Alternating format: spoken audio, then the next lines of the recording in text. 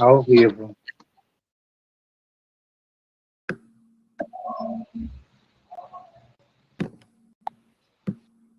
Live, estamos ao vivo, pode iniciar. Bom dia a todos presentes nessa sala. Hoje é o segundo dia, né, do primeiro Congresso de Enfermagem em Minas Gerais. E a partir de agora, contamos com a presença de Maria Aparecida Modesto e Wanda Cristina dos Santos Passos, que irá apresentar o tema a utilização de metodologia ativa no ensino do projeto com a comunidade na graduação de enfermagem, vivência e prática.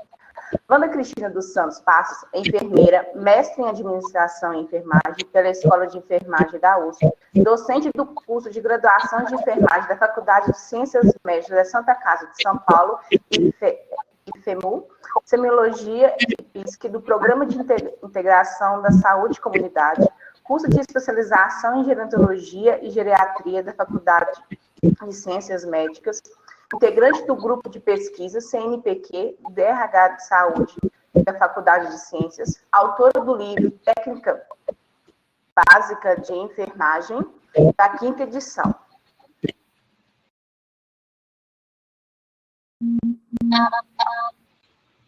Maria Aparecida, graduada em Filosofia pela Faculdade de Filosofia e Ciências de Letras da Faculdade Associada e especialização de Administração de Ciências de Saúde, professora universitária da Universidade Cruzeiro do Sul, atuando principalmente nos seguintes temas: ética e bioética, administração e gerenciamento de enfermagem e metodologia da pesquisa de semiologia e semiotécnica. Se vocês tiverem à vontade, tá? Vocês podem prosseguir. Muito obrigado. E pode começar a apresentação. Eu que agradeço, Laila, a todos presentes. É um prazer estar aqui com vocês no primeiro Congresso de Enfermagem de Minas Gerais. Eu quero agradecer pelo convite. Eu sou enfermeira aqui em São Paulo e fico muito lisonjeada e muito feliz de participar desse primeiro Congresso de Minas Gerais. Como eu falei para o Vinícius, eu tenho um pezinho aqui em São Paulo, outro em Minas Gerais. Sempre que eu posso, eu vou visitar a cidade, porque é uma cidade maravilhosa. E eu gostaria também de parabenizar toda a comissão organizadora do evento, né, que é um evento que a gente percebe, assim, a organização, vocês, o acolhimento, vocês estão de parabéns. Os monitores, os organizadores, em especial aí o Vinícius, a Luísa, todos que nos acolheram com muito carinho, muito amor. Eu vou começar a falar sobre a utilização da metodologia ativa, a parte prática, né? E depois a professora Cida também vai dar essa continuidade em relação a esse tema, né, Cida? Então, eu vou começar agora falando da vivência prática em relação à metodologia ativa no ensino de graduação em enfermagem. Essa questão da metodologia ativa, eu tenho trabalhado na disciplina de PISC e na faculdade, né, na FMU, e também tenho trabalhado com projeto integrador na Faculdade de Ciências Médicas da Santa Casa de São Paulo, aonde eu venho trazer essa vivência para vocês. Então, o objetivo de hoje é relatar essa metodologia, como tem sido realizado na prática.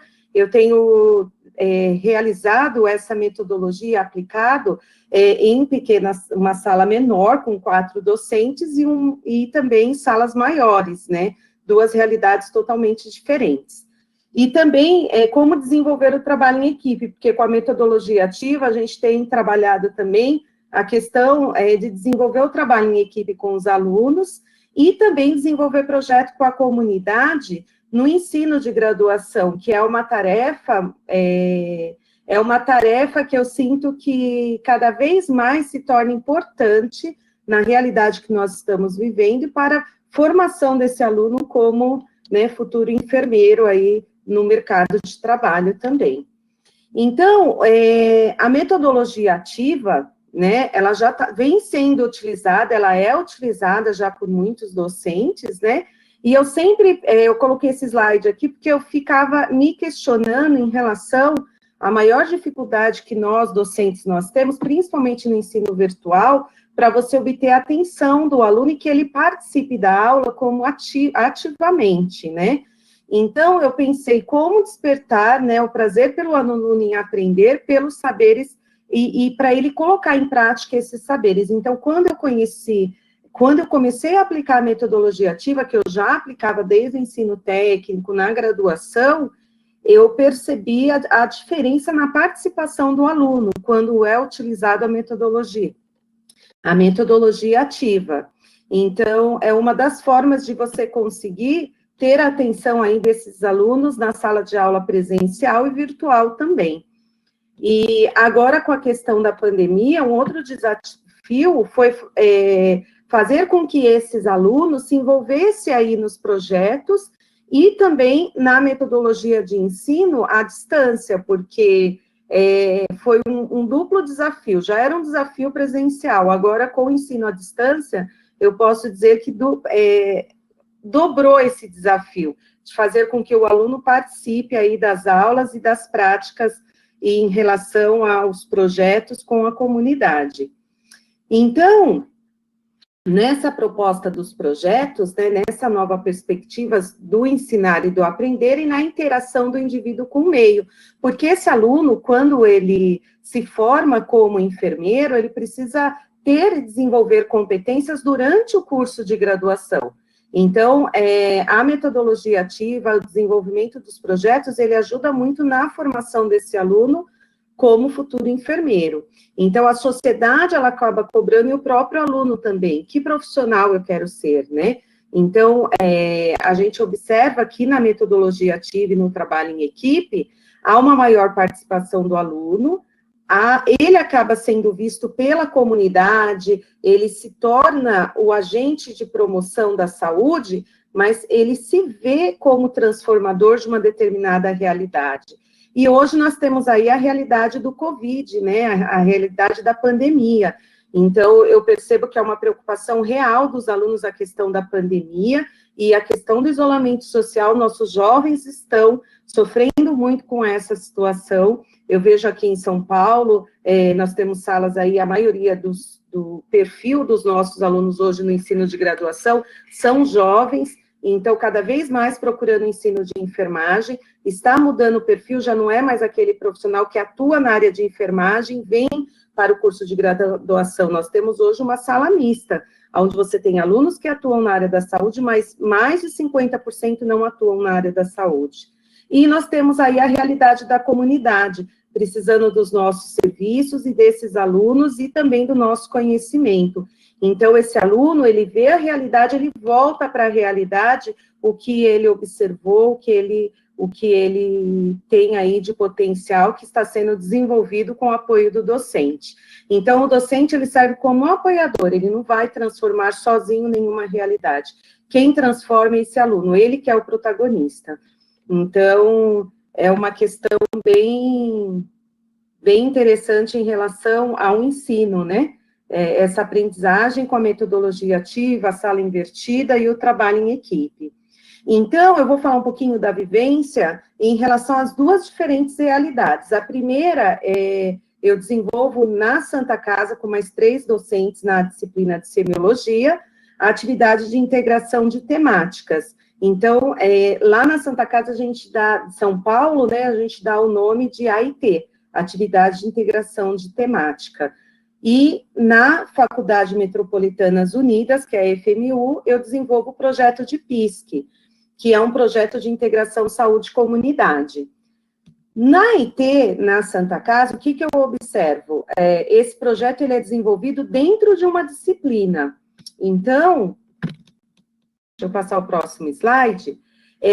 Na integração de temáticas, né, o foco também é o trabalho em equipe, o desenvolvimento dos projetos, ele se dá dentro de uma disciplina.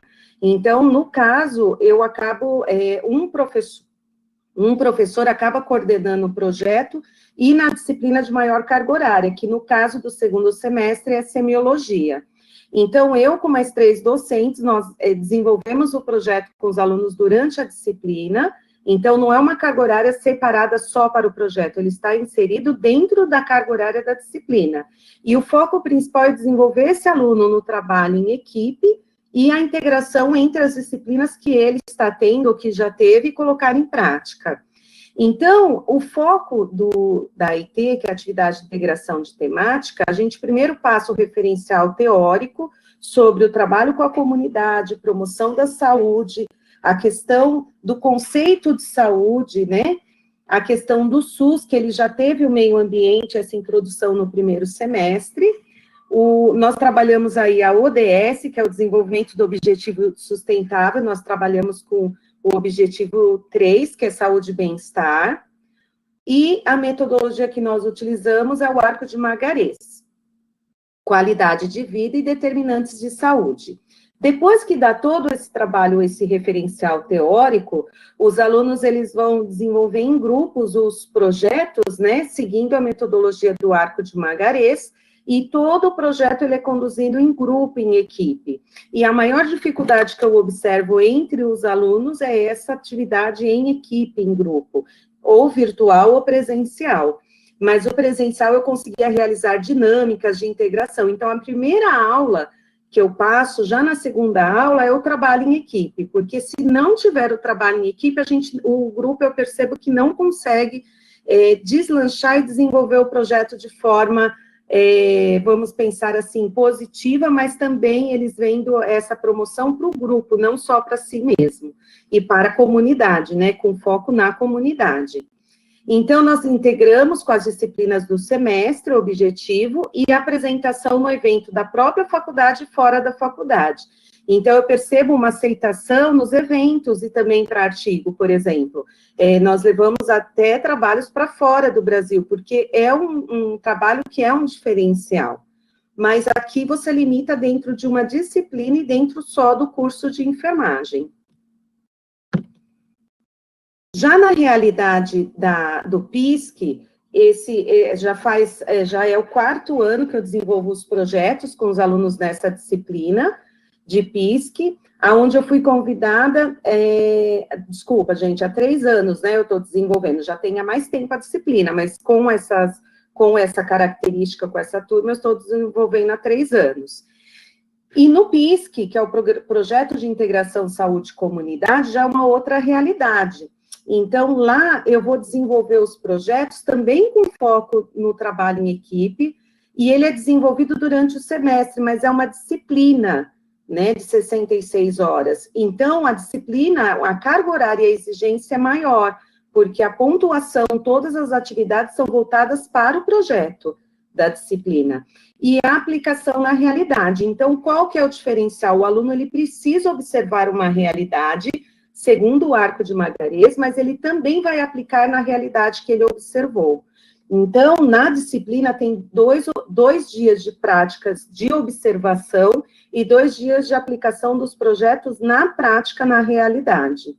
Então, o que diferencia também é que a enfermagem, ela desenvolve o projeto com outras equipes. Então, no ano de 2021, a enfermagem, né, o que eu acompanhei foi o desenvolvimento dos projetos com curso de psicologia, nutrição, farmácia, odonto, fisioterapia, biomedicina, serviço social e psicologia. Qual a maior... aí começa, né, essa questão da integração entre os docentes, porque eu, docente de enfermagem, vou precisar dividir a minha turma de enfermagem com o curso de psicologia e nutrição, por exemplo, ou psicologia e fisioterapia.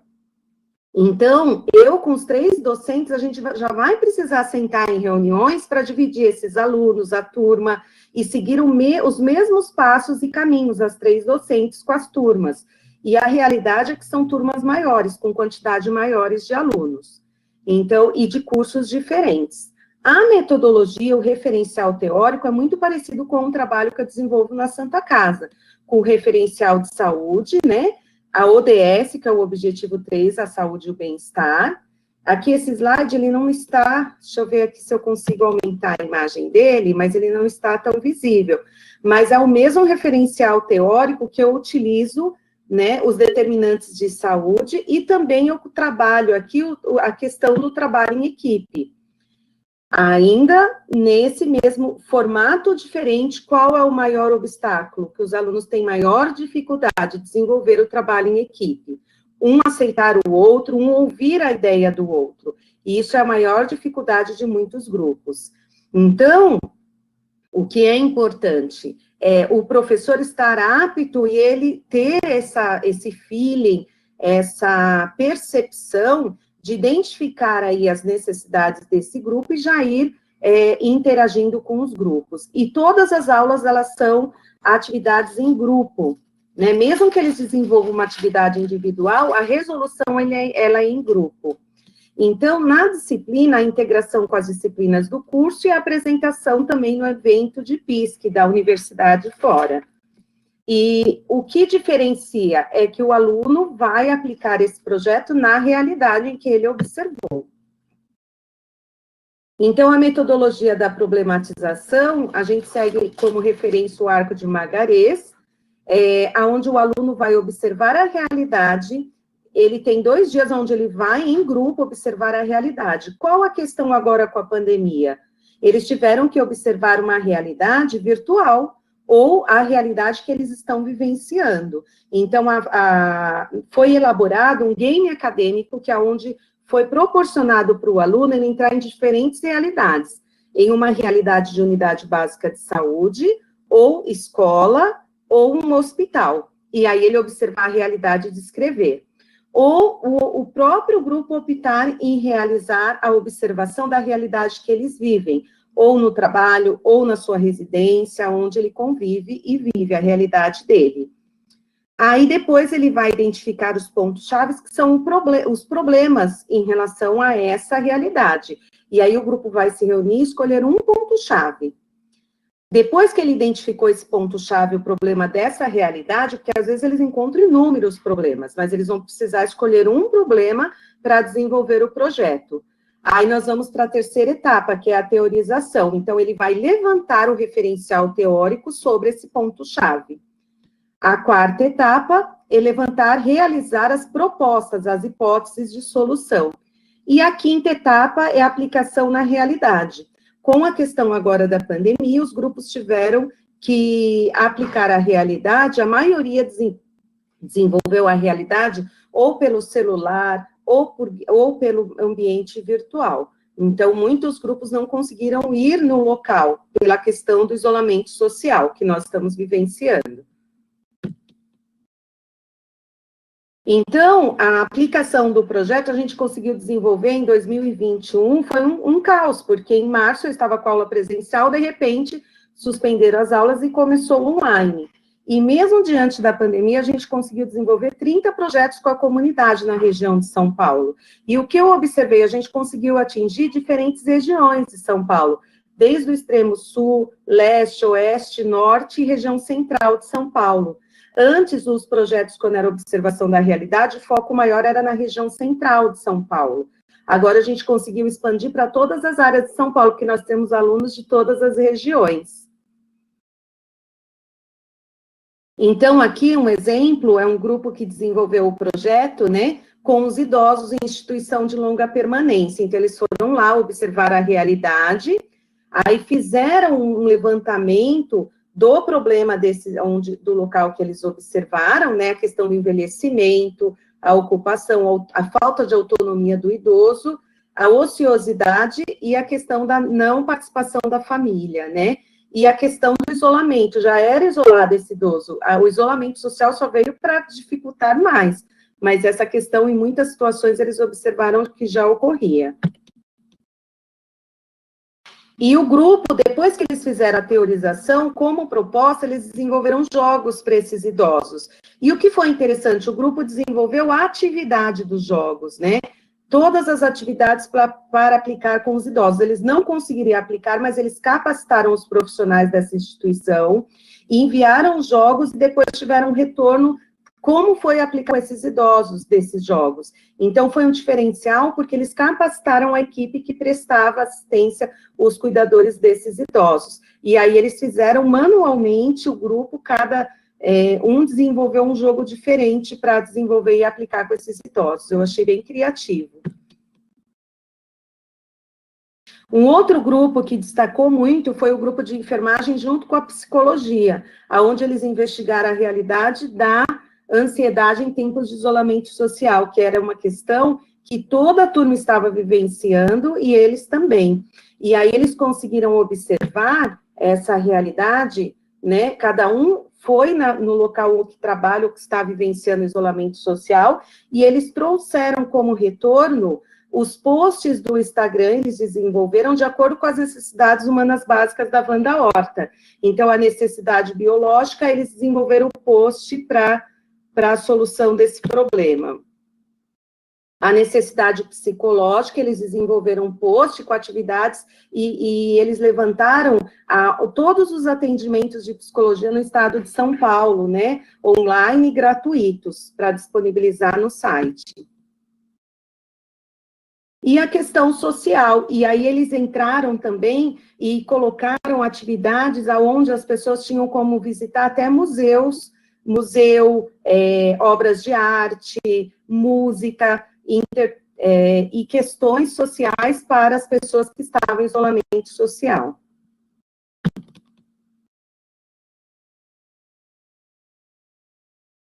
Aqui, a questão espiritual, eles colocaram a questão da meditação, das crenças, valores, nesse momento de pandemia. Aqui foram os projetos, né, de orientação, não foi eu única professora, nós se dividimos de acordo com o curso, 3 docentes, mas eu representando a enfermagem. Então, junto com a enfermagem e nutrição, psicologia e nutrição, nós 3 professores, a gente conseguiu acompanhar esses projetos. No resultado, 30 projetos com a comunidade. Né? Eu mostrei aqui o exemplo de 2, mas tem vários projetos aí que se destacaram. E o que é importante trabalhar com metodologia ativa, com projetos, né? Que o aluno, na metodologia ativa de aprendizagem, por meio de projetos, há uma melhor aceitação do aluno no ensino-aprendizagem, ele faz parte desse processo. Então, pelos alunos nos experimentos evidenciados nos processos interativos de aprendizagem, ele amplia o envolvimento do aluno com seu aprendizado, desenvolve o trabalho em equipe e, mais ainda, ele consegue dar um retorno para a comunidade na realidade que nós estamos vivenciando atualmente. Então, eu tive alunos que, no momento da pandemia, do maior índice de pandemia, os alunos estavam desenvolvendo os projetos dentro dos hospitais, das unidades básicas e também na realidade onde eles moram. Então, onde eles residem. Então, eu percebi que, por meio dessa disciplina, eu consegui chegar aonde, com certeza, eu não chegaria se fosse com uma disciplina fechada em sala de aula ou só no ambiente virtual comigo. Para finalizar, aqui foram novos projetos, né, que eu estou desenvolvendo até com a professora Cida, que é a gestão do cuidar, que é um projeto novo nosso que está em andamento, logo, logo essa página já vai estar no ar, ainda a gente não disponibilizou, mas na página a gente já colocou, né, e eu fecho a minha apresentação com essa fala: feliz aquele que transfere o que sabe e aprende o que ensina. Então, a gente precisa levar esse aluno para a realidade que ele vai vivenciar lá na frente como enfermeiro, para ele desenvolver as competências do cuidado, da gestão, da humanização e da qualidade, né, com o ensino mais real possível, e não aquele ensino em que só fica na teoria e não se coloca em prática, e não desenvolve esse aluno para enfrentar situações e problemas reais da comunidade. Então, eu finalizo agora com as referências, e agradeço a participação, né, e o retorno em relação ao convite de vocês para falar desses projetos. Aqui é o meu contato, né, a gente tem aí a página, e tem o meu e-mail, o meu contato, e eu agradeço muito, muita gratidão, obrigado pela oportunidade, pessoal. Se alguém quiser fazer alguma pergunta ou algum comentário, e eu vou dar a palavra para a Cida agora, para ela dar continuidade também sobre esse conteúdo.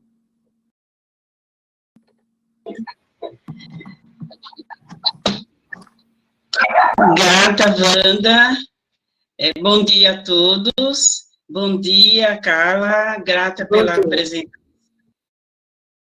Oi, estão ouvindo? Sim. Sim. Grata pela apresentação. Só retomando, eu sou enfermeira, sou docente, atuei 8 anos no ensino profissional de nível médio, na formação do técnico e auxiliar de enfermagem, e há 17 anos na graduação em enfermagem. Atualmente, como vários colegas professores, né, do Brasil, isso não foi diferente em São Paulo e não foi diferente na instituição aonde, né, eu trabalhava, porque no momento aí de pandemia, vários professores foram desligados. Eu participo atualmente, então, do grupo de estudo, né, de estudos e pesquisas da Universidade Federal de São Paulo, da Unifesp, e profissionalmente, aí, como eu já comentei com vocês, eu fui uma das professoras desligada, mas continuo atuando e participando do grupo de pesquisa em gerenciamento e administração. Como a professora Wanda, né, eu vou dar aí continuidade, a professora Wanda, ela apresentou os projetos, né, e assim, são projetos brilhantes de envolvimento dos alunos do primeiro ano, do segundo, do terceiro, ou seja, de vários semestres. A minha apresentação, ela vai focar mais numa reflexão. Então, eu vou estar trazendo uma reflexão sobre a metodologia ativa. Nos últimos 8 anos, até o primeiro semestre de 2020, antes do meu desligamento, a minha atuação foi com os alunos do estágio curricular supervisionado, os alunos do último ano da graduação de enfermagem. Então, o meu propósito aqui é refletir sobre as metodologias ativas e, né, com a brilhante apresentação da professora Wanda, nós já tivemos aí a dimensão do quanto que isso é significativo na formação. Então, o objetivo sobre o processo ensino-aprendizagem na graduação em enfermagem na perspectiva da metodologia ativa, e aqui pensando nos alunos do 7º e do 8º semestre. Quando nós falamos do processo ensino-aprendizagem, para que ele ocorra efetivamente, nós percebemos, através das experiências de vários, né, outros eventos, e através da experiência da professora Wanda, na FMU, na Santa Casa, nós observamos que há necessidade da interação entre docentes e discentes para que o processo ele ocorra. Então, o docente tem que estar envolvido e o discente também. E o que chama atenção é que é uma construção coletiva, então não é uma construção de um indivíduo, de um aluno, de um professor, é uma construção coletiva.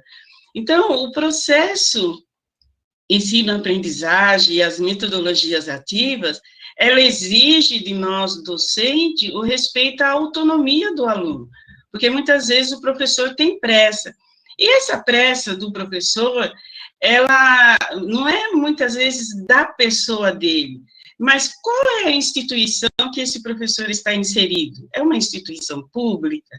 É uma instituição privada? Nós sabemos que tem um diferencial muito grande em relação a isso, em relação à carga horária, em relação do tempo desse professor na sala de aula. Então, é um desafio e temos que respeitar a autonomia do aluno. Ela exige uma reflexão crítica sobre a prática. Então, a prática, eu não posso informar sobre a prática, eu tenho que refletir, eu não posso desenvolver procedimentos ou atividades de uma maneira mecânica, eu tenho que refletir sobre isso. Ela exige curiosidade, a vontade de saber se é possível fazer diferente ou não aquela proposta ou aquela atividade. É uma apreensão da realidade. Então, eu não posso olhar a realidade e já tecer uma opinião, ou já pensar numa ação, vocês poderiam até dizer, mas se for uma situação de emergência. Não, eu estou falando a emergência, ela é atípica, né? Mas, de qualquer maneira, eu também tenho que pensar sobre ela. Então, é a apreensão da realidade, não é olhar para a realidade e ela passar e eu já definir o que vai ser feito ou não. Como nós estamos falando de construção coletiva, nós estamos falando de diálogo. Então, é diálogo entre os atores. Aqui, nesse momento, eu estou trazendo o discente e o discente, o professor e o aluno. E existe pesquisa, a própria professora Wanda trouxe, né? Então, eu preciso de referencial teórico para poder desenvolver esse processo ensino-aprendizagem, essa metodologia. Aqui, Carraro, 2011, a professora Wanda trouxe o arco de Magalhães, mas Carraro, 2011, apresenta várias estratégias que ela considera como metodologias ativas. Então, o arco de Magalhães, que a professora Wanda apresentou, aprendizagem baseada em problemas, pedagogia da problematização, estudos de casos, debates temáticos, grupos reflexivos e grupos interdisciplinares, então, disciplinas diferentes, cursos diferentes, no caso, aí, psicologia, nutrição, grupos de tutoria e grupos de facilitação, exercícios em grupos, seminários, relato crítico de experiência, mesa redondas, socialização, plenárias, exposição dialogadas, leitura comentada, oficinas, apresentação de filme, rodas de conversa, relato crítico de experiência, interpretações musicais, dramatização, portfólio, dinâmicas lúdico-pedagógicas e avaliação. Jorge, desculpa, minha bateria está acabando, desculpa.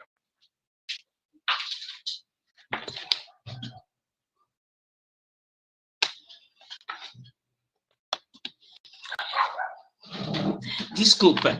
Então, nós percebemos isso, né, que as estratégias para as metodologias ativas, elas são variadas.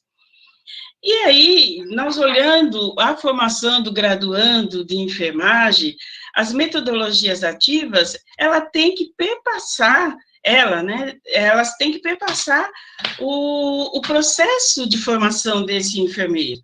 Então, esse enfermeiro, a formação dele está fundamentada no tripé ensino, pesquisa e extensão.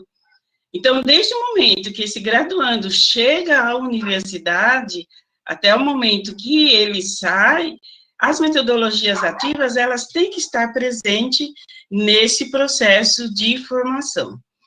E aqui eu trago uma maneira didática, né, desse processo de formação desse aluno. E que, às vezes, durante esse processo, nós enfrentamos vários desafios. Vou exemplificar um desafio. Então, eu tenho um curso, tenho uma disciplina de 40 horas. Nessa disciplina de 40 horas, é um desafio para o professor desenvolver uma metodologia ativa. Isso se eu falar de disciplina. Se for no curso, também.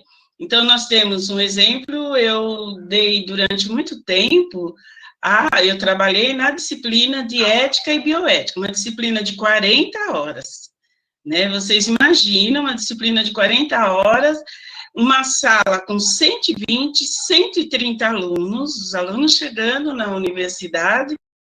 Então, é um grande desafio para o professor desenvolver uma metodologia ativa. Né, pensando que dessas 40 horas, 2 horas, elas são destinadas à apresentação, ao conhecimento dos alunos no primeiro momento, 2 horas para a avaliação oficial da instituição, então isso passa a ser um desafio. Agora, nós estamos vivenciando um tempo atípico, que é a pandemia, mas anteriormente não, então nós estávamos presencialmente. E em 2019, vocês estão já cientes, né, todos que estão aqui na sala, nós tivemos um aumento de 40% da carga horária dos cursos que pode ser destinada à disciplina EAD, né, via EAD. Agora, nós estamos em atividade remota, mas já oficialmente o Ministério da Educação, com a portaria 21 de 17 de 2019, já autorizou isso. Um outro grande desafio, quando nós falamos de metodologias ativas, é a precarização do trabalho docente. Então, o que nós temos? Se eu pego uma instituição privada, o professor, ele tem uma carga horária semanal de 25 horas. Ele entra, muitas vezes, em 2 turmas durante o período que ele está na universidade. E essas 25 horas, então, vamos supor que hoje ele tem 5 horas aula. Às vezes, ele está em 2 turmas em 5 horas aula. Essas 25 horas aula, ela é dentro da sala de aula. Quando eu trabalho com metodologia ativa, onde eu tenho que ter, às vezes, uma carga horária reduzida, e eu tenho que ter tempo para estar dialogando com esse aluno, muitas vezes esse professor, ele tem 25 horas, que é o oficial da universidade, mas ele trabalha mais 25 horas na casa dele, ele trabalha mais 30 horas na casa dele.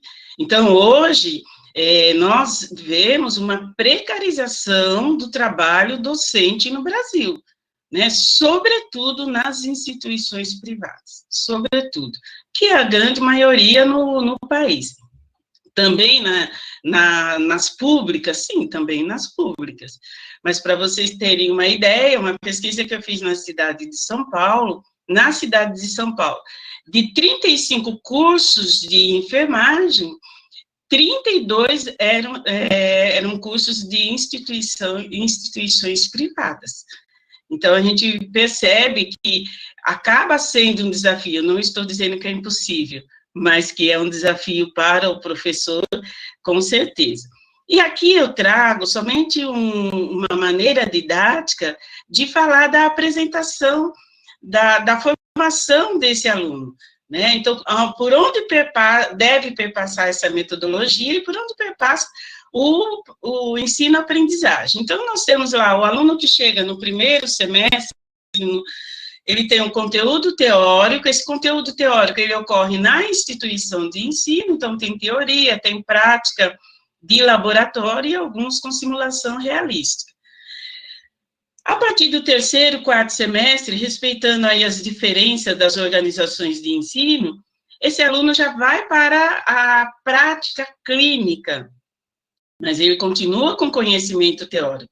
Então, nessa prática clínica, que alguns chamamos de estágio, não é o estágio, é prática clínica, essa prática clínica, ela ocorre na atenção primária, ela ocorre na atenção secundária e terciária, esse aluno, ele vai vivenciar. Então, é um momento também de fazer, ou de proporcionar aí uma interação, uma proposta, uma estratégia de metodologia ativa. Vai depender do quantitativo de horas desse aluno na saúde do adulto, na saúde da criança, na saúde da mulher, na unidade básica de saúde.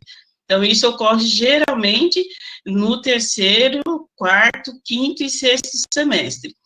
E no último semestre, então, ele tem um estágio curricular supervisionado. As diretrizes curriculares do curso de graduação no Brasil, ela diz o seguinte: 20% da carga horária do curso de enfermagem tem que ser destinado ao estágio curricular supervisionado. Então, o estágio curricular supervisionado, ele não é prática clínica. O aluno, ele vivencia, o cuidado vivencia, mas a prática clínica, saúde do adulto, saúde da criança, da mulher, saúde coletiva, ele vivencia lá no quinto semestre, no terceiro, quarto, sexto semestre, semiologia e semiotécnica. Então, vamos imaginar, vamos pensar num curso de 4.000 horas, porque esse é o mínimo de horas que deve ter um curso aqui no Brasil. Tem curso com 4.300 horas? Tem. Tem curso com 4.100 horas? Tem. Tem curso com 4.400? Tem. O mínimo são 4.000 horas. Se esse aluno está num curso de 4.000 horas, o estágio curricular dele será de 800 horas. Por quê? Porque a diretriz vai dizer que 20% da carga horária total do curso deve ser destinada ao estágio curricular.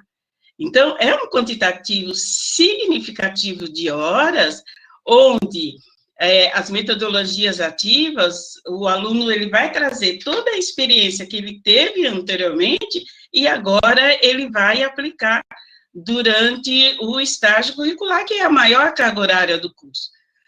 O que acontece? Acontece que algumas organizações de ensino, o aluno tem ido para a prática nesse último período. Então, eu tenho 4.000 horas. Tem cursos que essas 4.000 horas, elas são divididas em 4 anos. E tem curso que essas 4.000 horas, elas são divididas em 5 anos. Vai depender da carga horária diária do curso. Então, se eu estou inserido num curso que tem 4.000 horas, e meu curso são de 4 anos, significa que esse aluno ele vai vivenciar o estágio curricular no 7º e 8º semestre. Não é o momento de prática clínica. A prática clínica, ele já deveria ter vivenciado, já deveria. Porém, a gente sabe que algumas organizações de ensino, o aluno vai vivenciar a prática clínica e o estágio curricular lá no 7º e no 8º. E se o curso é um curso de 5 anos, ele vai vivenciar, então, o estágio curricular supervisionado no 9º e no 10º ano. O que é esse momento do estágio curricular supervisionado? Esse momento é o momento onde esse aluno, ele vai estar sob a supervisão do enfermeiro do serviço, então ele vai estar sob uma supervisão direta do enfermeiro do serviço, e ele vai estar sob uma supervisão indireta do professor. Lá no serviço, então, se ele está na unidade básica, geralmente é 1 ou 2 alunos que ficam na unidade básica, que é diferente da prática clínica. Na prática clínica, ficam 8 alunos com o professor na supervisão direta. No estágio curricular, não. Esse é o diferencial, porque no estágio curricular, o aluno, ele é o protagonista. Ele vai vivenciar a autonomia, a tomada de decisão, o trabalho em equipe. Por quê? Porque ele já está nesse processo de transição da graduação para o momento profissional. Alguns autores chamam o estágio curricular supervisionado de período pré-profissional. Um deles é a professora Vânia Beix, do Rio Grande. Então, é importante isso, né? Eu tenho 800 horas para o aluno vivenciar isso. E uma das estratégias que nós utilizamos, e aí a minha experiência, né, já de 8 anos, é o planejamento estratégico situacional, o PES, né, como metodologia de planejamento, que pode sim, e aí eu trouxe essa experiência porque eu considero também uma metodologia ativa, né? Então, é o momento que o aluno vai vivenciar o ensino, a pesquisa e o cuidado. Lembre-se, ele está com a supervisão direta do enfermeiro do serviço e indireta do professor. E o planejamento estratégico, quem planeja faz parte da realidade. Então, o aluno do último ano, ele faz parte dessa realidade. Ele é o gestor do cuidado e o gestor administrar, junto com o enfermeiro da unidade. Então, ele tem que estar imerso na realidade. Então, o planejamento estratégico que ele desenvolve nesse período, nós não entendemos como uma atividade simplesmente de estágio ou uma atividade de nota. Não, ele está inserido, que é a característica do planejamento estratégico. Ele está inserido nessa realidade. E o planejamento estratégico, vocês já sabem, nós temos 4 momentos. O primeiro momento é o momento explicativo, é conhecer a realidade, é fazer um diagnóstico situacional dessa realidade. As questões sociais envolvidas, seja na unidade básica de saúde, seja numa unidade hospitalar, num ambulatório, numa instituição de longa permanência. E o que chama atenção aqui nesse diagnóstico situacional, o aluno, ele não faz isso sozinho. Todos os atores têm que estar envolvidos nesse diagnóstico. Então, nesse diagnóstico, o usuário participa, se é uma unidade básica, uma estratégia da saúde ou atenção primária, o usuário participa. Nesse diagnóstico situacional, a equipe de enfermagem ou a equipe multidisciplinar da unidade daquele serviço participa, e o aluno participa. Então, todos os atores que estão envolvidos naquela situação fazem esse diagnóstico. Que realidade é essa? Então, essa realidade, por exemplo, é uma realidade social, o impacto, né, nesse diagnóstico, o impacto é social, o impacto é econômico, o impacto é específico de saúde, e no momento que ele faz esse diagnóstico, ele tem que ter um referencial, não é olhar. Alguns alunos, às vezes, eles chegam querendo apontar erros. Olha, nós encontramos esse erro. Não é erro. Não é erro. Nós nem utilizamos o termo fragilidades. Não utilizamos o termo erro. São pontos de melhoria.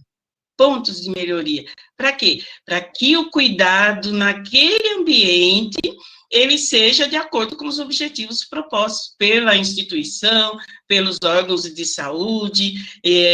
Então, não é erro, são pontos de melhoria.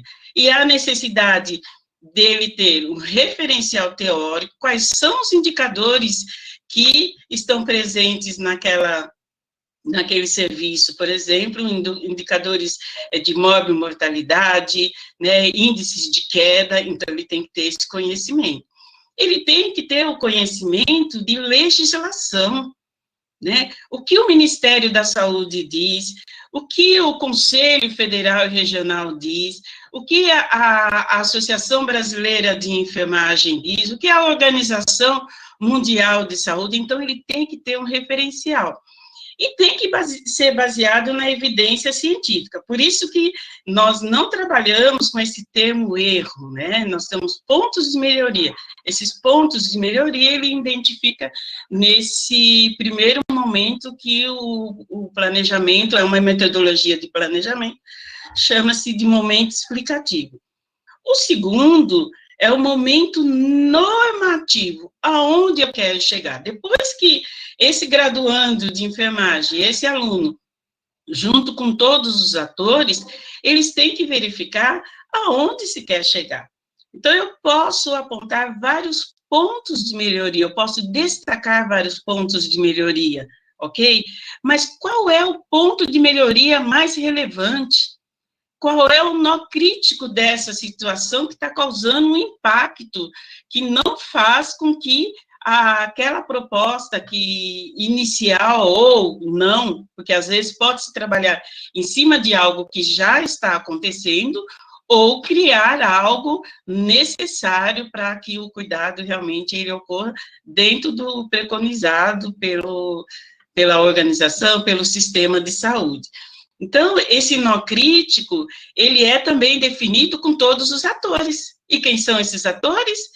É o aluno que está inserido, o enfermeiro, o técnico de enfermagem, o cuidador, outros profissionais da saúde. Então, aonde se quer chegar?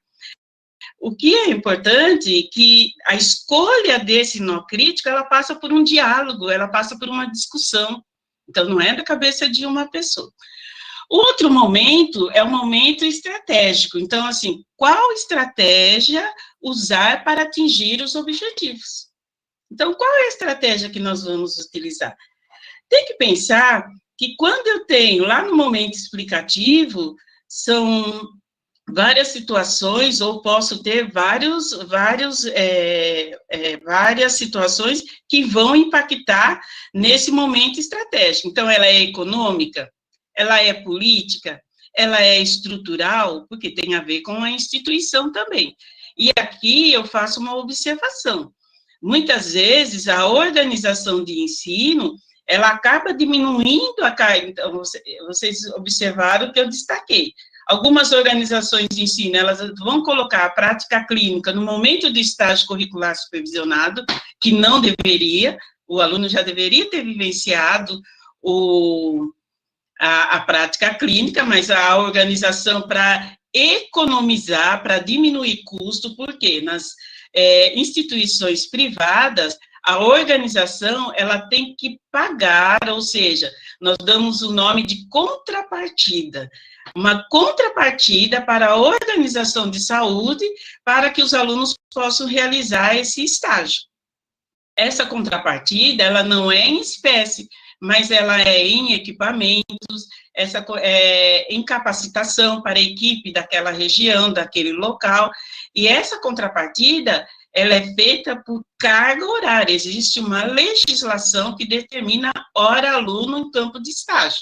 Então, vocês imaginem um estágio curricular de 800 horas. E aí, muitas vezes, a organização diminui a carga horária desse estágio curricular, porque eu vou ter 2 alunos ou 1 aluno na unidade, no serviço, e mescla com atividades na instituição de ensino. Então, isso causa um impacto no processo de aprendizagem do aluno, com certeza, causa um impacto, porque esse momento de transição dele é muito significativo. Ele traz as experiências dos outros semestres e ele vai aplicar agora. Querida, licença, falta 5 minutos, tá bom? Ah, tá bom, grata. E ele vai aplicar agora, tá bom? Então, é isso, nesse momento, é verificar, então, quais são as possibilidades. E o último é o momento tático operacional, que é o compromisso e a responsabilidade. E aqui, o compromisso e a responsabilidade de todos os atores. Né? Então, o ator, esse compromisso, qual é o compromisso do usuário, se for numa unidade básica? O que está acontecendo naquela realidade? Qual é o compromisso da equipe multidisciplinar, qual é o compromisso da equipe de enfermagem? Então, o planejamento, ele propicia isso. Nesse sentido, né, nós entendemos que o processo ensino-aprendizagem, sobretudo olhando para a metodologia ativa, para o aluno do estágio curricular supervisionado, ele passa a ser um desafio. Então, há necessidade de propiciar, de despertar o prazer pelo aprender e também despertar no professor, no docente e no enfermeiro que está acompanhando esse aluno, porque às vezes o enfermeiro, ele também, devido à demanda dos serviços, das atividades que ele tem, muitas vezes ele não consegue participar do momento de discussão, de reflexão com esse aluno. Então, temos problemas e desafios? Temos, porém, soluções e exemplos existem. Durante esses 8 anos, vários exemplos nós tivemos dos alunos no estágio curricular, seja no âmbito hospitalar, nas ILPI, como a professora Wanda trouxe outros exemplos, então é possível. Porém, nós temos que trabalhar, então, aqui, com certeza, deve ter professores, deve ter alunos, deve ter gestores, profissionais que atuam, nós temos que trabalhar com parcerias, senão a metodologia ela ocorre somente na sala de aula, ou seja, na instituição de ensino, quando esse aluno ele vai lá para a prática clínica ou para o estágio curricular, isso não ocorre, tá bom? Então, nós temos que entender que as metodologias ativas desenvolvidas durante o processo de ensino-aprendizagem é um momento de socialização, constitui-se em um espaço coletivo, onde os alunos compartilham a síntese coletiva dos conteúdos desenvolvidos, as vivências de aprendizagem, as situações de saúde e doença, e as questões também de aprendizagem. E essas metodologias incentivam a participação ativa dos educandos no processo dinâmico de construção do conhecimento, avaliação e resolução de problemas da realidade, trazendo o aluno para o papel de sujeito, ou seja, o crescimento dele, e ele passa a ser também um protagonista nesse processo. E eu termino com a fala de Paulo Freire, né, que no processo ensino-aprendizagem, quem educa quem? Né? Quem educa e quem aprende? Então, quem educa é o professor, é o aluno, é o enfermeiro da unidade, a equipe de enfermagem, é o usuário, é uma troca, é uma construção coletiva. Ninguém educa ninguém, ninguém educa a si mesmo, os homens se educam entre si, mediatizados pelo mundo. Então, nós temos sim que acreditar nessa metodologia ativa, nós não podemos ficar no autoritarismo do ensinar, do decorar. Né? Nós temos que ser sujeitos nesse processo de construção, tanto no âmbito da saúde como da educação. Então, gratidão a todos, né, e a Wanda já fez aí todas as referências à organização do curso, e a todos que participaram e que estão presentes nessa sala. Então, bom dia a todos e fico à disposição. Maria, Wanda, nós que agradecemos, né? Eu falo como estudante, ouvindo assim, a gente vê que a gente escolheu o caminho certo. Então, nós que agradecemos vocês. Espero que vocês continuem conosco nesses dias, e são muito gratificante escutar o que vocês informaram, passaram para a gente hoje. Tá? Muito obrigada mesmo. Deixa eu ligar aqui a minha, que eu só estou falando e esqueci de ligar a minha câmera para vocês.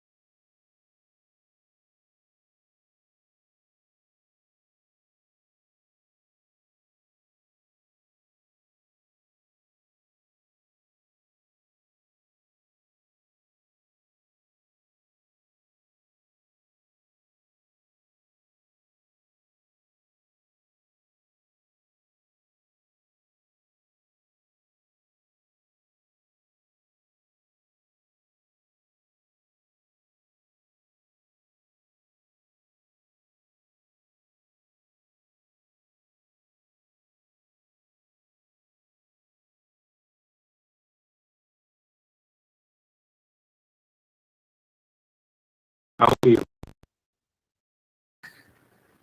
Bom dia a todos. Voltamos ao Congresso de Enfermagem de Minas Gerais e, a partir de agora, contamos com a presença de Inês Maria Menezes dos Santos para apresentar a palestra com o tema Atenção Humanizada ao Recém-Nascido, Baixo Peso, Método Canguru e Desafios em Tempos de Covid. A enfermeira Inês Maria é coordenadora do curso de graduação da Escola de Enfermagem Alfredo Pinto, Unirio, possui graduação em Enfermagem Obstetrícia pela Universidade Federal do Rio de Janeiro, especialização em Histologia e Embriologia pela Universidade Federal do Rio de Janeiro, tem formação de docente, né, para o ensino superior e especialização de Enfermagem Obstétrica pela Universidade do Rio de Janeiro. Doutorado em enfermagem pela universidade, atualmente é professora associada do Departamento de Enfermagem Materna e Infantil da Universidade Federal do Estado do Rio de Janeiro e tem experiência na área de enfermagem materna e infantil com ênfase em enfermagem neonatal. Muito obrigada pela presença, Inês, e se você já estiver disponível, pode começar, tá bom? Então, bom dia a todos, é uma grande alegria estar aqui participando no Congresso de Minas, mas, na verdade, para o Brasil inteiro e provavelmente para o mundo, porque uma das vantagens, que tem que ter alguma vantagem nessa pandemia, nesse isolamento social que estamos vivendo, é essa possibilidade de nos encontrar nesse mundo virtual. Então, o que eu vou falar para vocês é sobre a questão da atenção humanizada no recém-nascido baixo peso, em especial o método Canguru, e nessa questão de estarmos vivendo nessa pandemia do Covid.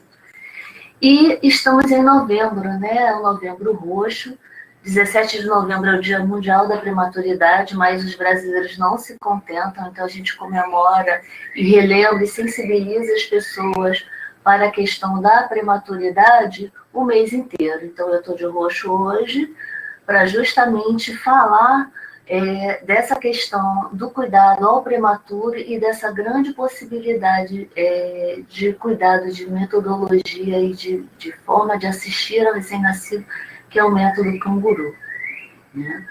Então, 17 de novembro é o Dia Mundial da Prematuridade, mas a gente comemora esse mês inteiro. Também a gente tem alguns marcos importantes, que são os 40 anos do método canguru, que a gente fez ano passado, mas de certa forma a gente ainda não comemora, que foi elaborado lá inicialmente em 1979, e é uma metodologia que está para o mundo inteiro. E nós, no Brasil, temos 20 anos com uma política pública do Ministério da Saúde no Brasil, e encaramos não como uma posição ou como cuidado pele a pele, mas como realmente uma política para o cuidado do recém-nascido. E a tecnologia Mãe Canguru é o melhor cuidado que podemos disponibilizar para o recém-nascido prematuro ou que nascido de baixo peso e sua família.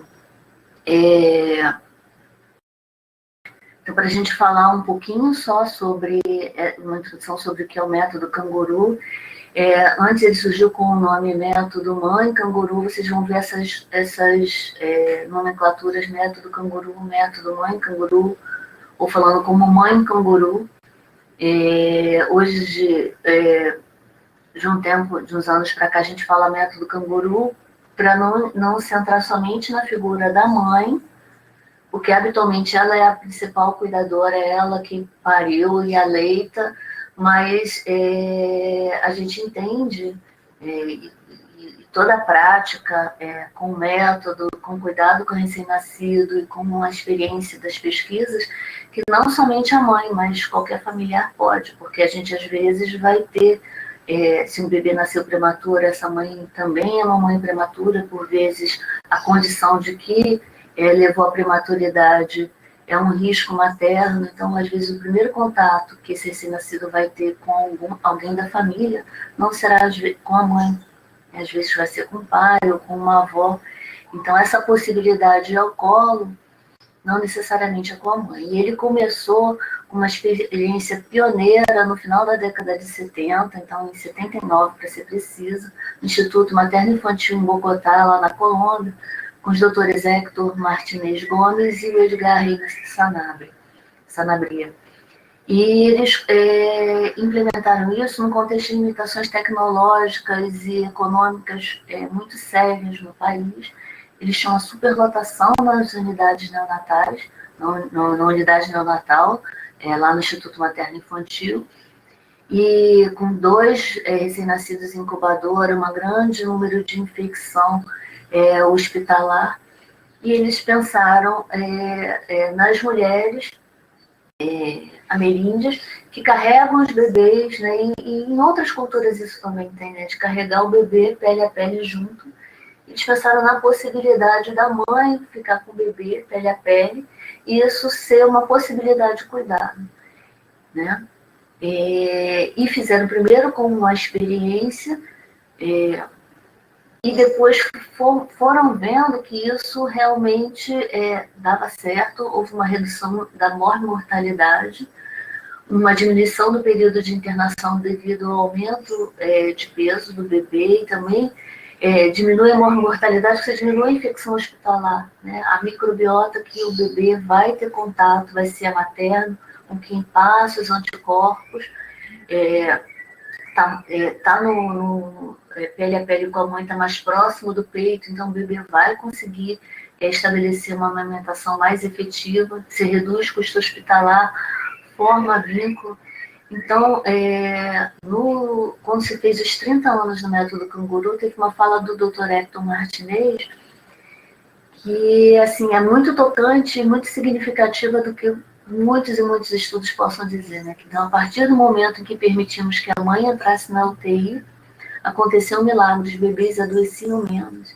Então, esses adoeciam menos, eles ganhavam mais peso, se formava vínculo. Então, é tudo que quem atende mãe e bebê deseja, né? E os pilares filosóficos e fisiológicos do método canguru, eles estão baseados em 3 ações, 3 pontos principais que a gente fala, né? O calor, o leite materno e o amor, né? Então, o amor, assim, é óbvio, né? Você mexer com toda essa questão instintiva e cultural, né? Quando a gente imagina, quando a gente está gestante, você está imaginando o seu bebê no futuro, e ele nascer, você imagina levando ele para casa com seu bercinho, a família reunida, e aí, quando ele nasce antecipadamente, ele vai precisar do suporte tecnológico para se manter vivo e se incorporar à sua família no futuro. E quando você fica com o bebê internado e a família não está presente, principalmente a mãe, você vai ter esse distanciamento e a dificuldade de fazer vínculo. Então, botar o bebê em posição canguru, pele a pele, você ajuda a formação desse vínculo, o estabelecimento desse amor, né? Porque a mãe, intraútero, o bebê era um sonho, uma idealização, né? Embora estivéssemos próximos, né? O bebê literalmente dentro do ventre, mas o se conhecer, o tocar, o cheirar, essa coisa só vai ser feita após o nascimento. Então, essa possibilidade do bebê mesmo, com um aparato tecnológico, se permita ficar no colo da mãe, você favorece esse vínculo de amor e estabelecimento dessas relações. E a questão do calor, a mãe é que vai ser a fonte de calor para esse bebê, e a possibilidade de efetivar o aleitamento materno, né?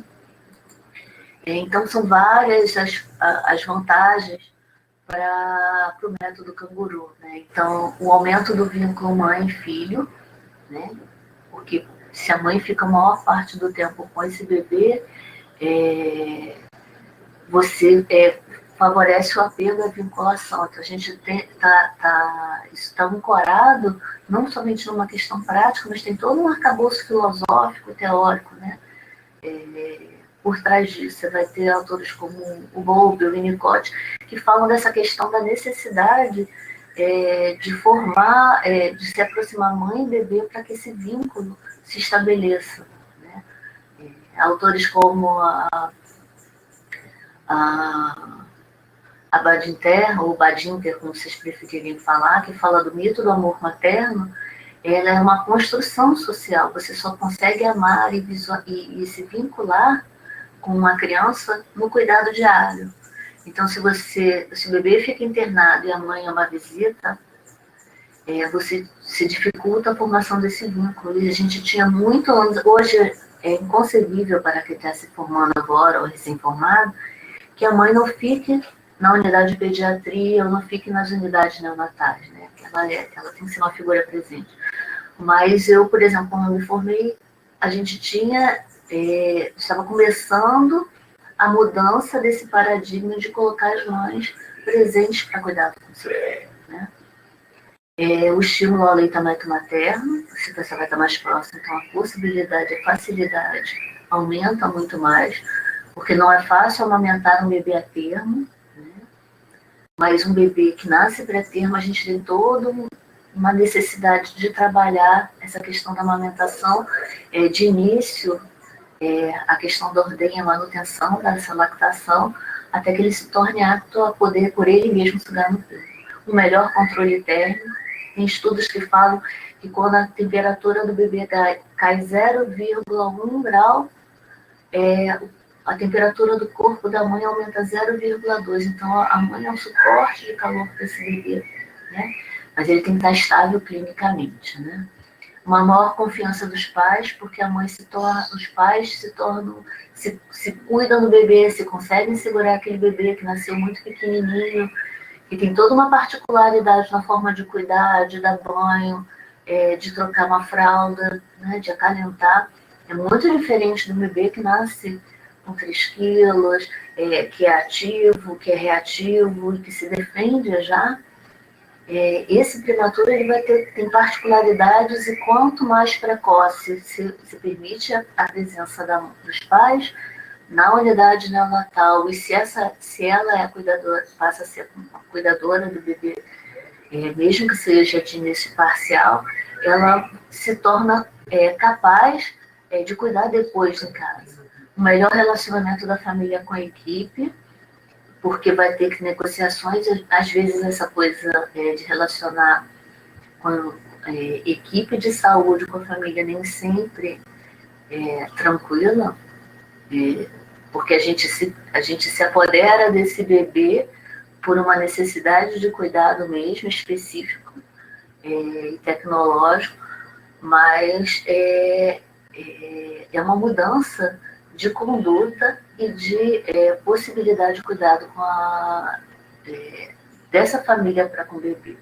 E diminui o tempo de separação, né, que é fundamental para o vínculo. Diminui a infecção hospitalar, porque o bebê vai ser colonizado e ele vai estar em contato a maior parte do tempo no colo da mãe. Então, ele vai se colonizar pela microbiota da mãe, e ele recebeu esses anticorpos, seja intraútero, ou seja, depois pelo aleitamento materno, né?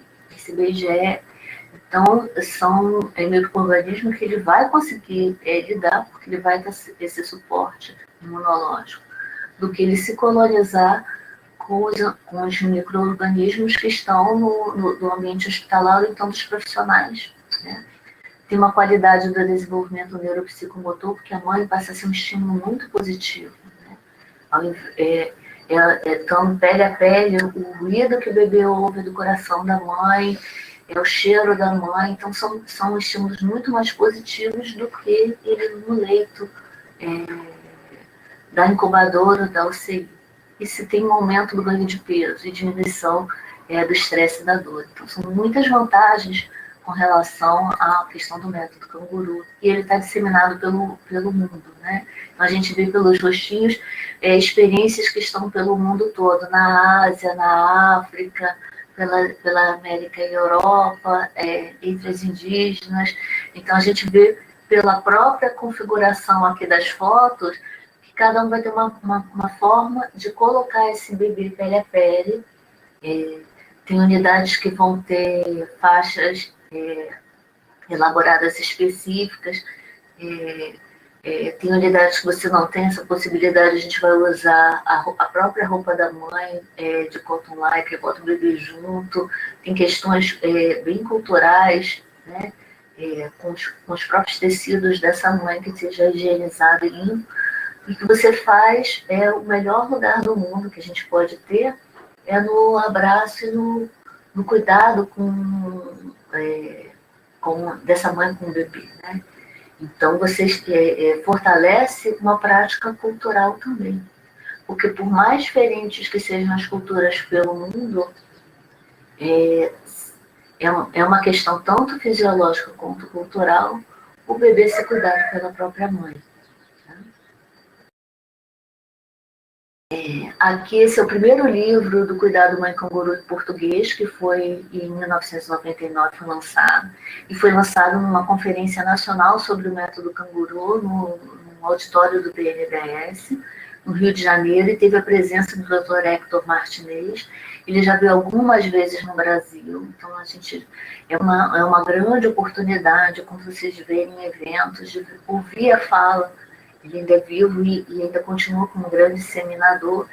E eu tive essa honra de estar presente nesse lançamento. Foi uma das coisas mais emocionantes que eu já participei na minha vida, que foi uma política pública realmente lançada para essa população, né, e para os recém-nascidos.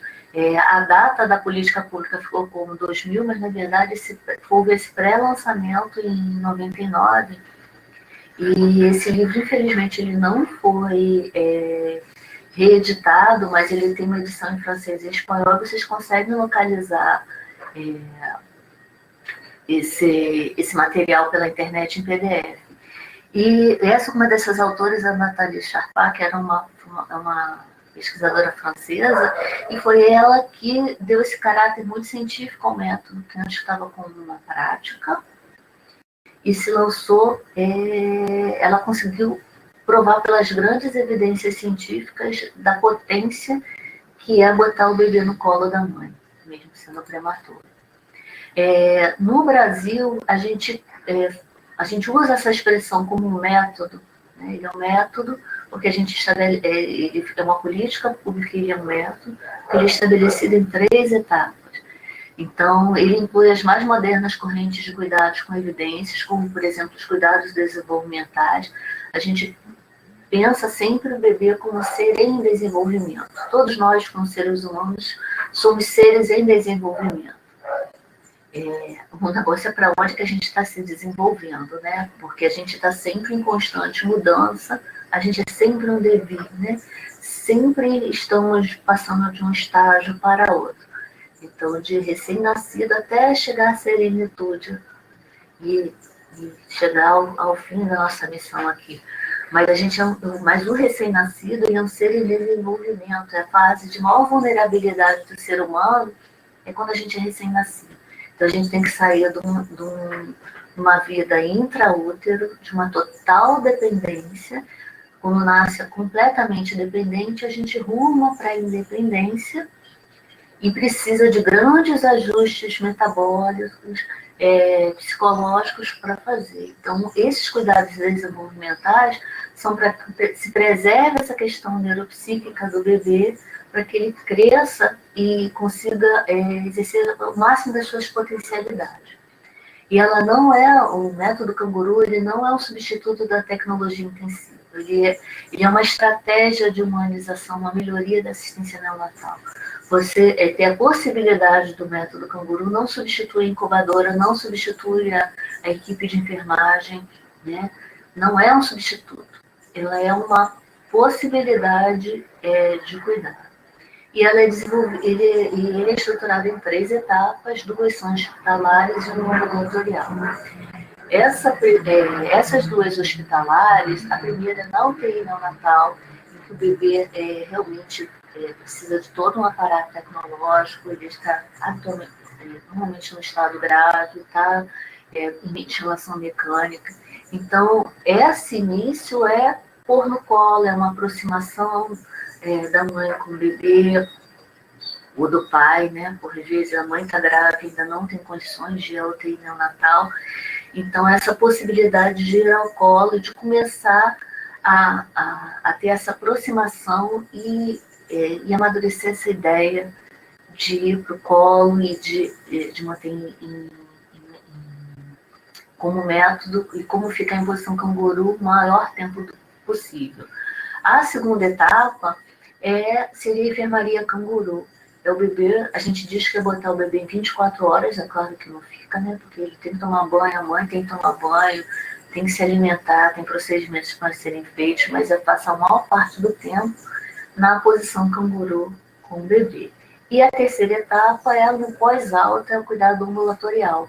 Então, é o bebê retornar, a mãe e bebê tem alta da instituição hospitalar, mas mantém o vínculo ambulatorial, que seria o follow-up ou os cuidados de puericultura, mas extremamente específicos, em que se vai vendo ganho ponderal, essa adaptação, até que ele receba a alta mesmo, desse follow-up do egresso da UTI neonatal e entre na curva e vai ser acompanhado de acordo com a sua necessidade. Se ele precisa de necessidades específicas, ele ainda vai ficar por esse follow-up. Se ele atinge a sua curva e atinge as suas competências, vai ser acompanhado na unidade básica. Então, a gente tem alguns marcos teóricos, políticos, normativos. Essa é a capa do primeiro manual do método canguru no Brasil. Então, através dessa portaria em 2000, que é a portaria 693, que é a norma de atenção humanizada ao recém-nascido de baixo peso pelo método canguru, e a definição aqui era um tipo de assistência neonatal implicando contato pele a pele precoce entre mãe e recém-nascido de baixo peso. Então, e é pele a pele mesmo, né? O bebê é a única coisa que vai estar de fraldinha.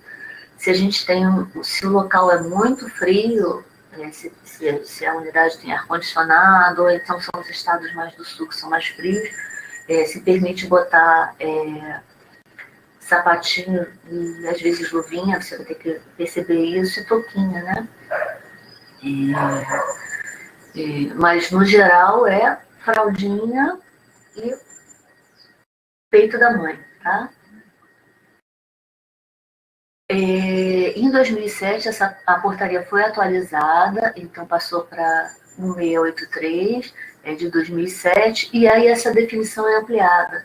Ela passa a ser o quê? Um modelo de assistência perinatal voltado para o cuidado humanizado que reúne estratégias de intervenção biopsicossocial. Então, a gente, nesses 7 anos que se passaram, houveram vários estudos mostrando a potência e a grande possibilidade de cuidados com importantes resultados na questão biológica, psíquica e social. A gente ainda vai ter... e aí a gente foi avançando, né? Então, a gente tem a portaria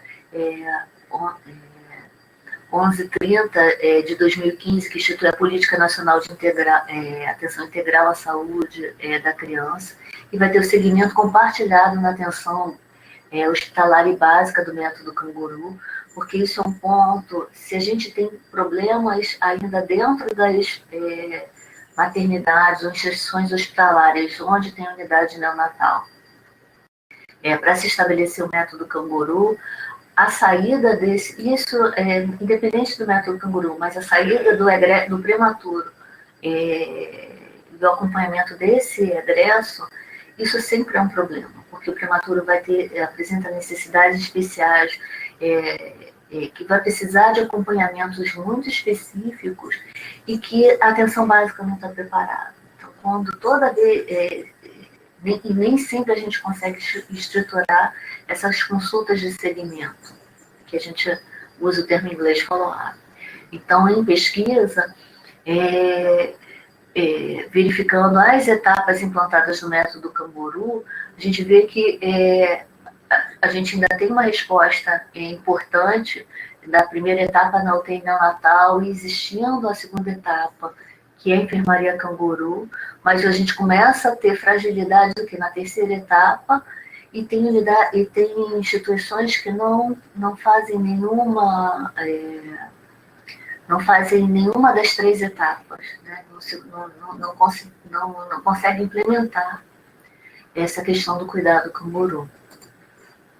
A gente ainda vai ter outras edições, né, da atenção humanizada.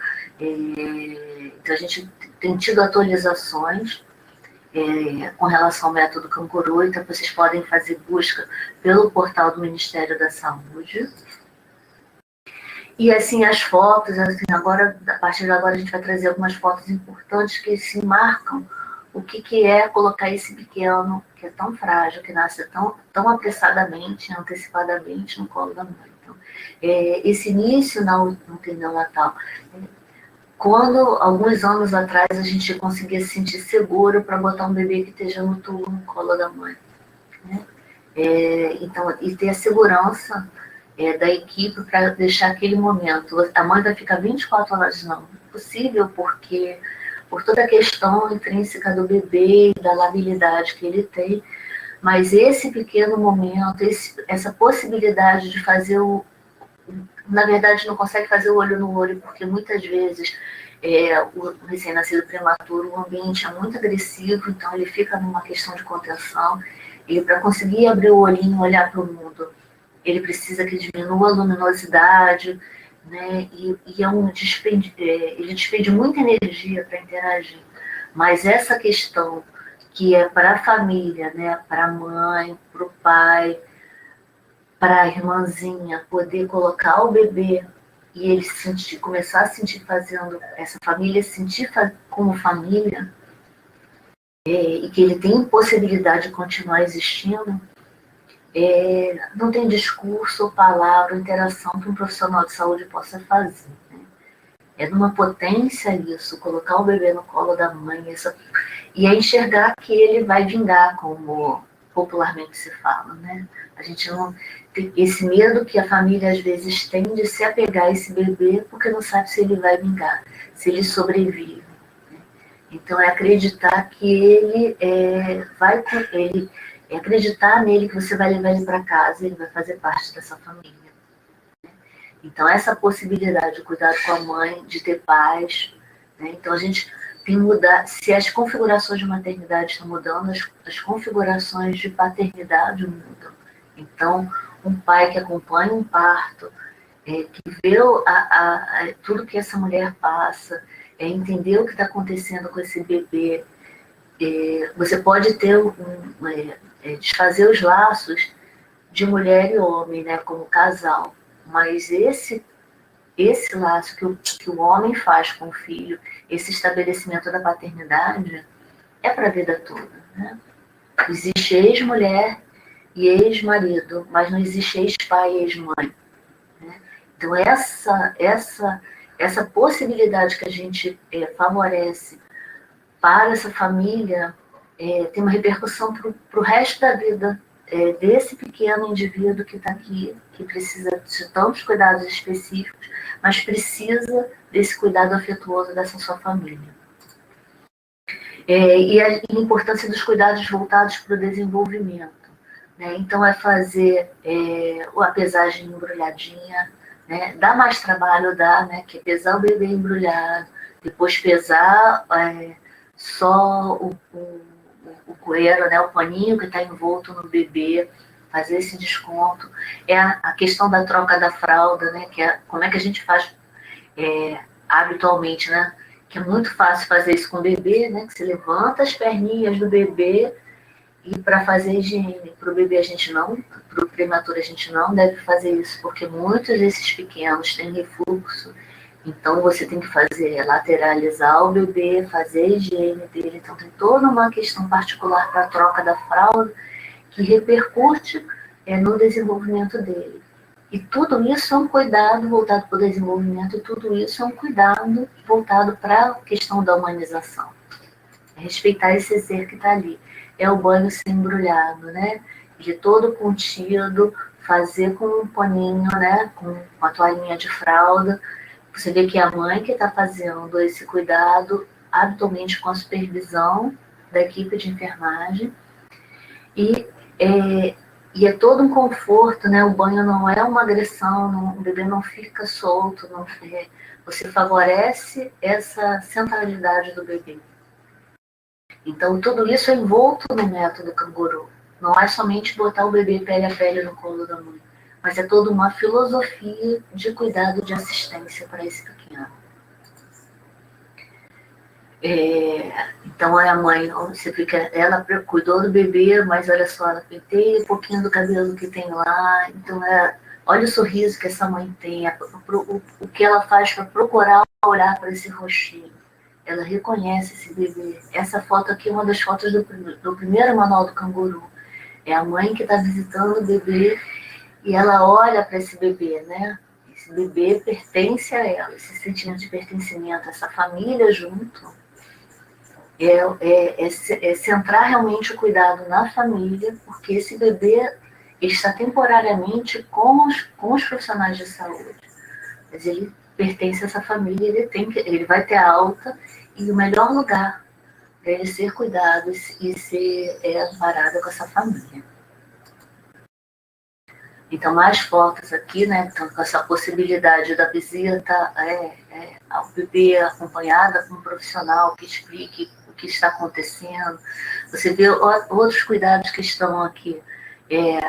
Usar o blackout, o quebra-luz aqui, para que o bebê tenha menos luminosidade no rosto e alinhar o bebê. Então, são todos cuidados que hoje a gente fala corriqueiro, ninguém consegue imaginar UTIs neonatais que não reservem isso, mas que são discussões que são recentes, se a gente pensar na história do que seria do cuidado na neonatologia, né?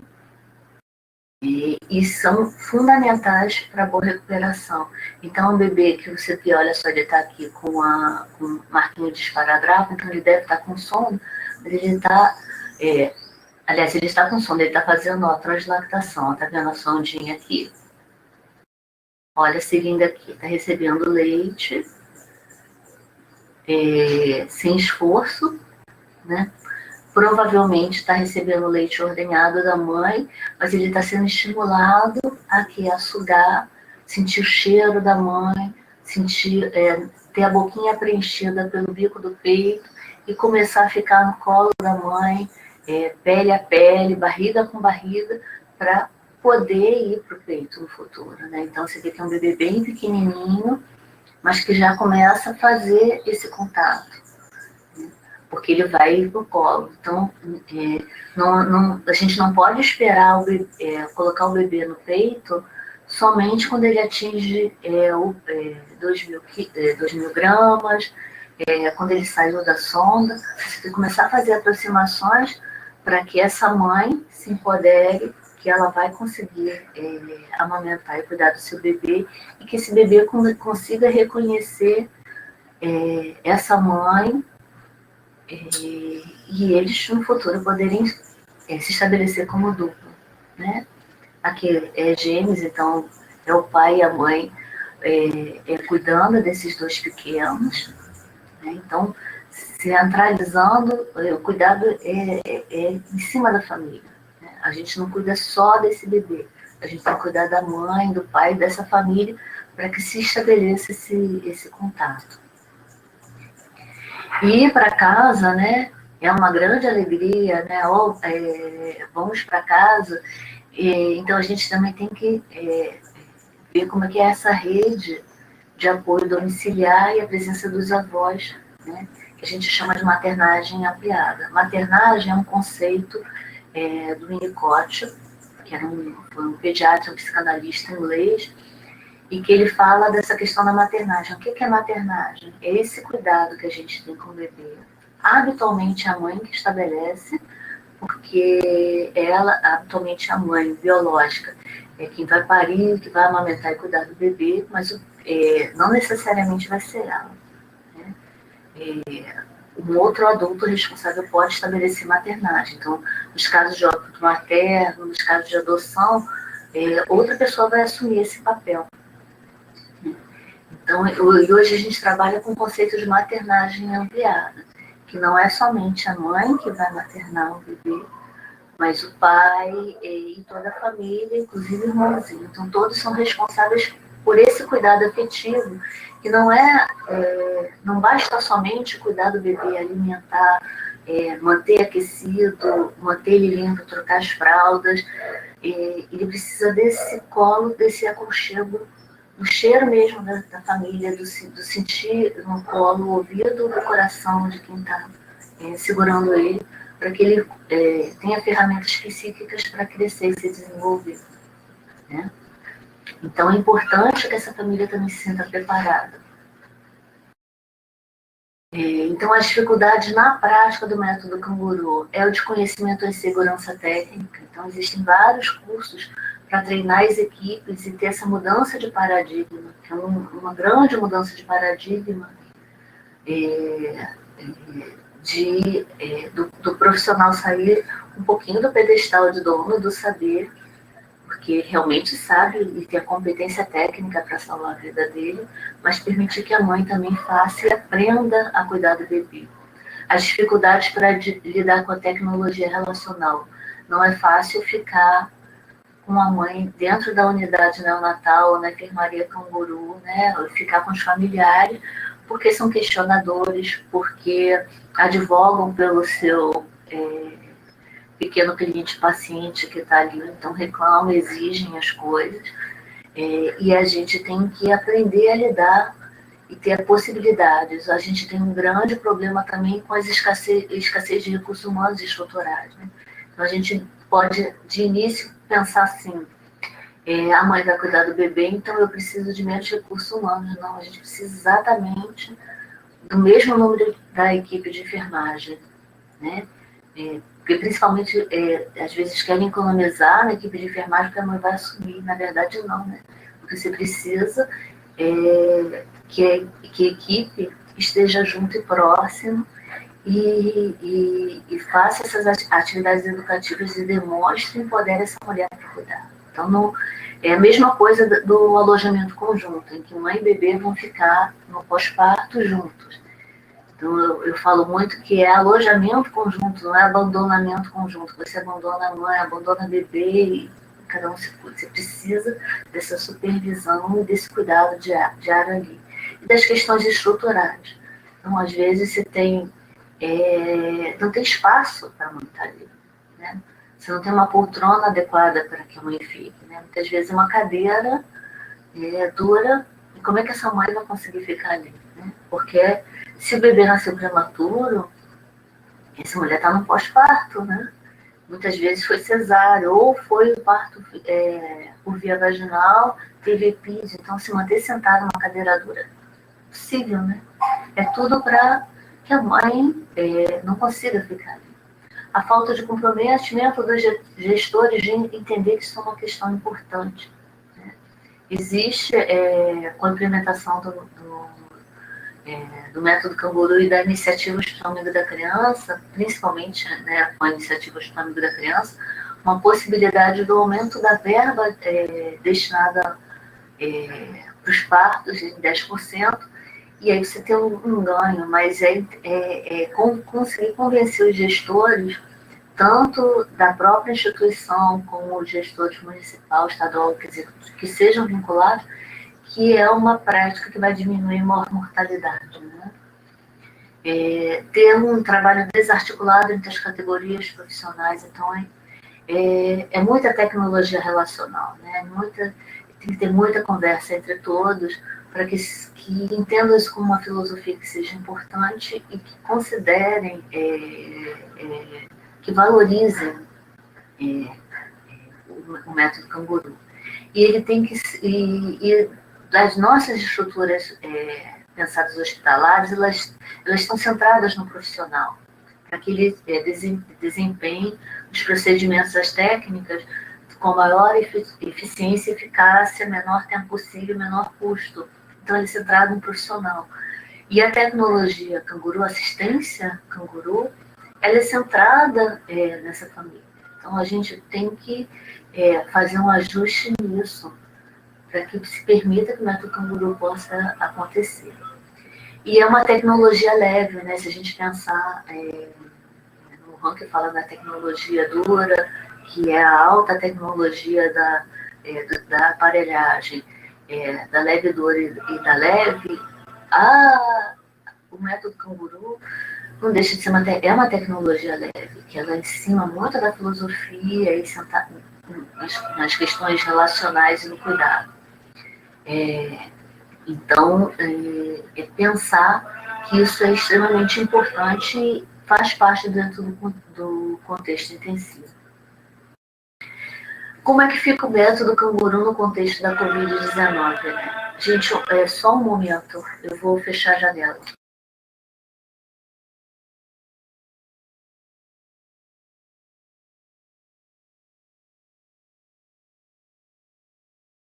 Me desculpem essa questão de ser... Não sei se o som estava vazando, mas estou passando na rua vendendo coisa, então me desculpem. Como é que fica, então, o método Canguru no contexto da Covid-19? Né? Se eu estou colocando...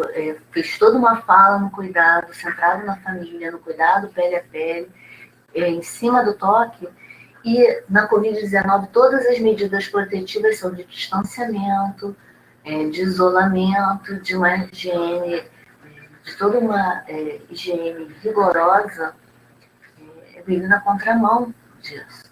Então, nós precisamos fazer adaptações para que se estabeleça essa questão no método Canguru, nessa questão do Covid. Então, com relação ao Covid-19 recém-nascido, as evidências científicas sobre o comportamento da infecção ainda são poucas, são esparsas, né?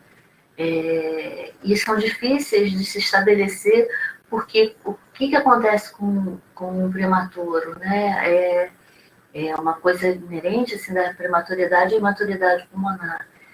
E então, a síndrome do desconforto respiratório que o bebê apresenta é uma condição da prematuridade, ou ele está infectado pelo SARS-CoV, né? Ele está com Covid. Então, são muitas dúvidas e muitos senões, e a gente vê pelas evidências e pela questão epidemiológica, os recém-nascidos não são gravemente acometidos, né? O corte epidemiológico ele está para adultos, principalmente para os idosos, né? Mas existem já alguns casos, né? A principal via de transmissão do Covid-19 para o recém-nascido é por gotículas, né? De cuidadores infectados ou secundariamente em contato com material contaminado. Existe suposições da possibilidade da infecção vertical, que é da mãe para o bebê, por via intraútero, mas são suposições. As maiores evidências são para o contato após o nascimento, então contato pós-natal, com a mãe contaminada ou com os cuidadores ou com os profissionais ou material que esteja contaminado. Então, a sintomatologia para essa faixa etária é inespecífica, então, como, por exemplo, estabilidade térmica, taquicardia, taquipneia, desconforto respiratório, distensão abdominal, letargia, vômitos. Então, assim, para quem lida com prematuro, parece com várias outras coisas com que ele apresenta, né? Então, é muito inespecífico. Mas como estamos vivendo em plena pandemia, essa é uma possibilidade que sempre tem que ficar alerta. O sinalizador principal vai ser a presença da mãe ou então dos profissionais ou dos familiares que estejam. E os casos suspeitos, eles devem ser confirmados em biologia molecular, né? Então, é fazer pesquisa mesmo com suave para a confirmação da presença desse vírus. Quais são as definições de caso suspeito? Então, recém-nascido de mães com histórico de infecção suspeita ou confirmada de Covid-19 entre 14 dias antes do parto ou 28 dias após o parto.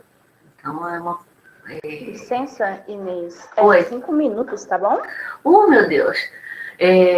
O recém-nascido, então, diretamente exposto às pessoas infectadas pelo Covid-19 por familiares, cuidadores, equipe médica e visitantes. Quais são as preocupações para o cuidado neonatal? Então, é o risco da contaminação dos profissionais. A gente tem um grande problema da testagem insuficiente, a gente não tem testagem para os profissionais, consequentemente não temos testagem adequada para todas as mulheres, né? Então, a gente acaba fazendo, a maioria das unidades acaba fazendo a testagem somente com os casos de possível contaminação. E a gente faz restrição de isolamento para os pais e para os bebês. E com a questão de isolamento, você tira a rede de apoio, sustentação, e você tem uma grande insegurança em manter o cuidado pele a pele. Então, a gente tem que sustentar os princípios da atenção humanizada, mesmo mantendo a questão de isolamento, e tentar manter essa visão integral e sensível e fazer as adaptações para esse momento de crise. O que a gente recomenda? Quais são as recomendações com a questão do Covid? Nas UTIs neonatais, a U5 é a antiga unidade intermediária, que é a unidade de cuidados intermediários convencionais, a U5 é a unidade de Camburu. Então, evitar as disfunções beira-leito, evitar aglomerar, não fazer as atividades coletivas com grupos de pais, e o cuidado pele a pele é somente com a mãe que seja assintomática. Se tiver qualquer suspeita, e se ela for confirmada de forma alguma, não se faz contato pele a pele com o bebê. E a alta hospitalar é com todas as orientações rigorosas de higiene. Com a mãe assintomática, então, é importante fortalecer todos esses cuidados de higiene, e a mãe é que vai ter o contato com o bebê. Tá? passar rapidinho. A gente aqui está falando de evitar a aglomeração e entender que o contato pele a pele e a amamentação ele tem que ser estimulado porque ele é muito mais benéfico. Então, a permanência, na verdade, vai ser somente da mãe, se suspenderam as outras visitas, demais visitas de avós, de irmãos. Então, a gente tem tentado em todas as unidades, e mesmo nas maternidades no bebê a termo, somente realmente os pais. Porque quanto mais pessoas, maior a possibilidade de você ter contaminação, né, de ter um risco. Quando você tem a suspeita, manter o recém-nascido em isolamento, manter ele em isolamento por 14 dias, que é o período de transmissão, as medidas de precaução de contato de gotículas. A gente tem um grande problema nas unidades neonatais com qualquer infecção respiratória, a gente conseguir manter esse distanciamento, né? Quantas e quantas vezes a gente viveu já em unidade neonatal, quando você tem um vírus respiratório, que você acaba fechando a unidade, porque você não trabalha com quartos isolados, né? A grande maioria das unidades neonatais são salões. Então, é muito difícil a gente fazer esses 2 metros entre os leitos, e o ideal seria a separação em área de coorte, né? Você ter realmente um local isolado, mesmo desses casos suspeitos. As mães e pais com diagnóstico não podem entrar na unidade neonatal, nem na intermediária e nem para o canguru, né? Mas elas têm que ser apoiadas e auxiliadas para a manutenção da lactação, porque isso vai passar. E no futuro ela vai vai conseguir ficar com seu bebê, né? E seguir rigorosamente as recomendações de paramentação e a notificação compulsória da Covid-19, tá?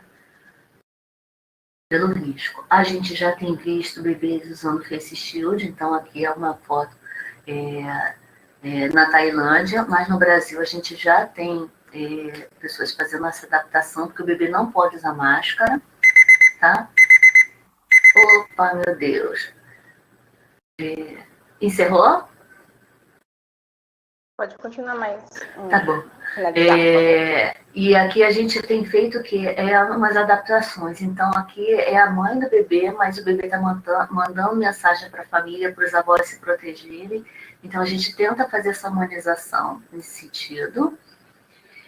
Quando o bebê está grave e a mãe está em outro local, a equipe de saúde mantém, por meio da tecnologia, e vai apresentar esse bebê para a família. Então, essa aqui é uma experiência numa maternidade lá em Fortaleza, no Ceará.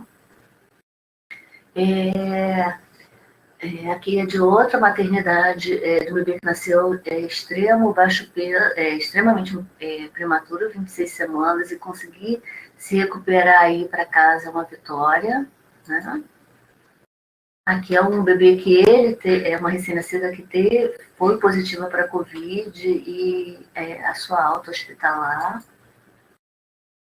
Aqui é um bebê que está indo de alta e que a mãe faleceu por Covid. Então, hoje a gente tem visto crianças órfãs, né? A gestante é um risco grande quando tem Covid, e a gente, infelizmente, tem visto os óbitos maternos, é uma das maiores tristezas para quem trabalha em maternidade. Então, onde a gente tinha esse cuidado acolhedor, hoje ele está extremamente tecnológico, e a gente tem que usar as possibilidades de tecnologia para se fazer isso.